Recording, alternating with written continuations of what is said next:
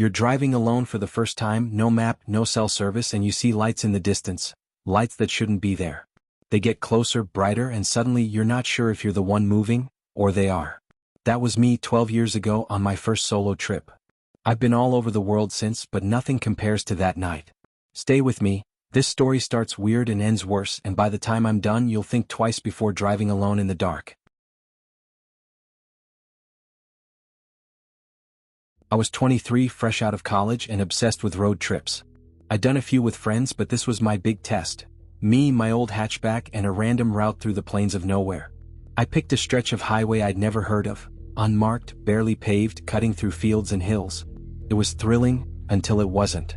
The first few hours were peaceful. Stars everywhere, no cars, just me and the hum of the engine. Around 10 p.m. my phone lost signal, expected out there. I wasn't worried. I had a full tank and a thermos of coffee. Then in my rearview mirror I saw them, two tiny lights far back on the horizon. Another car, I figured. Nice to know I wasn't totally alone. But they didn't act like headlights. They didn't bob or sway like a car on a bumpy road. They stayed steady, perfectly level, and they were gaining on me, fast. I sped up to 70, then 80, but those lights kept pace, glowing brighter, yellow-white like eyes in the dark. I told myself it was a truck, maybe a motorcycle. But out here? No towns for miles? My gut said something was off.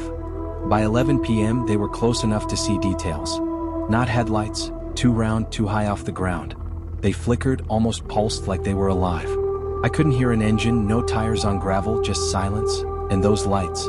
I floored it, hitting 90, heart racing.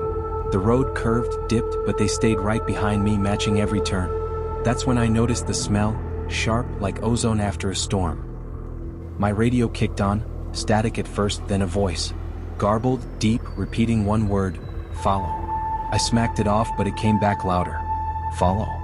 The lights were so close now they lit up my car from behind, casting shadows that didn't match anything, long, twisted shapes on the seats.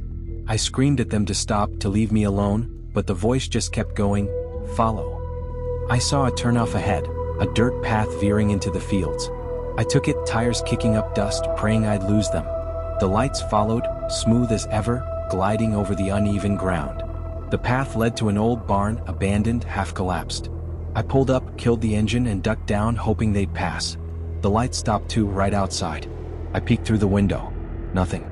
No car, no bike, just those glowing orbs hovering a foot off the ground. I stayed there, curled up in the driver's seat for hours. The voice on the radio faded, but I could still feel them, watching. Around 3 a.m. I heard footsteps, slow and heavy, circling the car. No one was there when I looked. My battery died sometime after that, plunging me into darkness. The lights dimmed too, like they were waiting for something. I didn't sleep. I couldn't.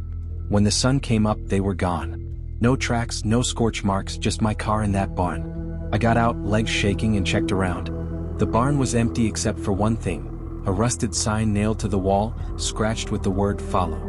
I didn't stick around to figure it out. I hotwired my car, thank God it started, and drove straight to the nearest town 20 miles away. The mechanic there said my battery was fine, like it had never died. I asked a guy at the gas station about that road.